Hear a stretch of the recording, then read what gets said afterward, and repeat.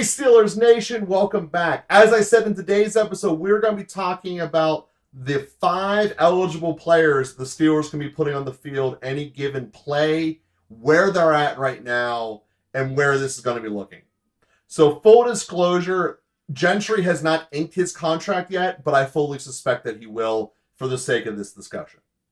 So right now, we're on the 20-yard line, just got a touchback. What is the most dynamic 5 the Steelers can put on the 5 field right now, and what is going to be their order of priority? Well, first off, there's Najee Harris.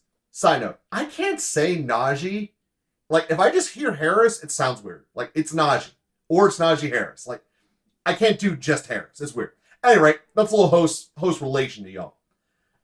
Najee's in your backfield, no questions asked. He's better than Warren. Your number 1 receiver is George Pickens. Regardless of whether the target amount catches up or not, he is your most talented and best weapon on the offensive field. And it is this personal host's lovely and glorious opinion that he gets as many targets as Deontay this year. I want to see him average double-digit targets. And I'll be bringing out an episode later on that the Steelers do these particular things. I guarantee they'll make the playoffs. I guarantee you, if George Pickens averages 11 or more targets per game, the Steelers will make the playoffs. I guarantee he's that good. I guarantee it. The second, then we look at as far as the players across the field here. Freiermuth's not coming off the field ever. He is your tight end. He's great, guys. I mean, he is so far ahead of where he should be in development, and I'm never really going to get a fight about that because everyone who can watch the team see Freiermuth's not coming out the field. And Deontay's paid, so he's never coming out the field. That's 4 players that, with the exception of Warren spelling Najee, that's what we got. So I believe the most dynamic option now is your 3rd receiver is Warren because of all this, or either Warren for his speed outside or Austin for, again, same reason as speed. I like the combination of putting 2 running backs out there on paper in September than I do in December, mostly because I want to save the running back's contact. So I get the idea of wanting to show you have 2 running backs out there. Because in the olden days, the defense would put an extra linebacker out there. However, in the last 2 years, defenses basically have just assumed the second running back is going to be a slot receiver. Green Bay got burnt by this a lot last season for people who follow Packers football. So as I go through this, I'd much rather have Austin be the regular 5th option on normal plays than have Warren. And the other part of this is, it doesn't really matter. Once we get that far down, after Najee, Pickens, Muth, and Johnson, there's only like 3% of the ball to go around to that 5th target on any given play. So spending a substantial resource on a beyond luxury item is just not something that should be entertained in free agency or in the draft for that matter. And then when we look, whenever we're going to go back to a goal line situation, 3rd and short or what have you, you get Gentry being that 5th option. If you want to really load it up, you bring Derek Watt back, which I personally believe they're going to do anyway because of how much they love special teams and have him be as a special team signing.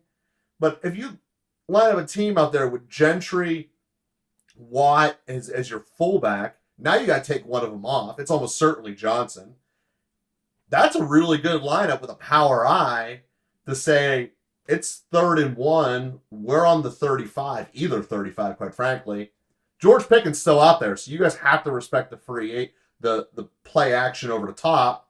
That takes 2 guys out of the box. Now we're on an even field here.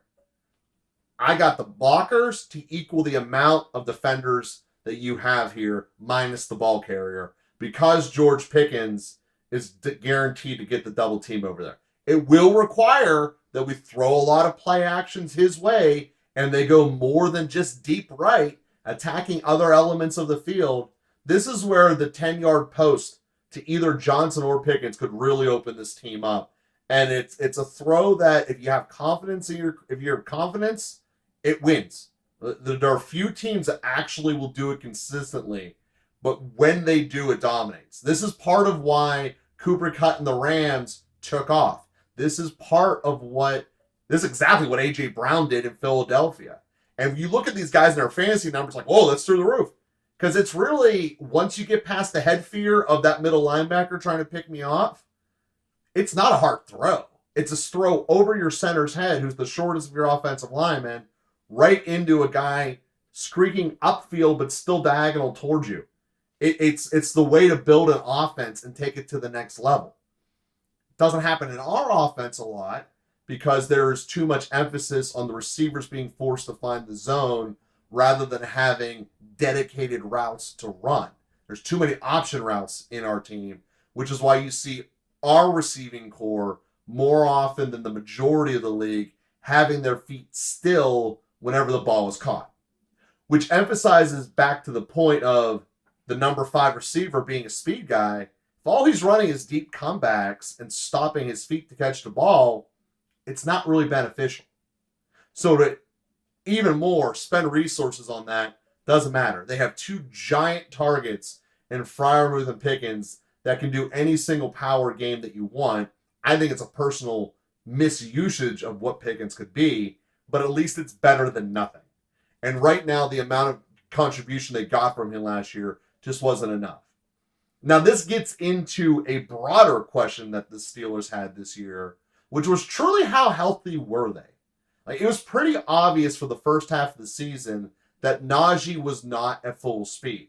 You watch him in December, he is a different human being than he was in October. That's just a fact of life. Yes, the line got it a little bit better gelled, especially Chooks and Daniel. They figured it out. But he just wasn't the same health. He didn't have the same burst. And the question also was, obviously, we got George in the second round when everyone knew he was a top 10 talent because of his injury.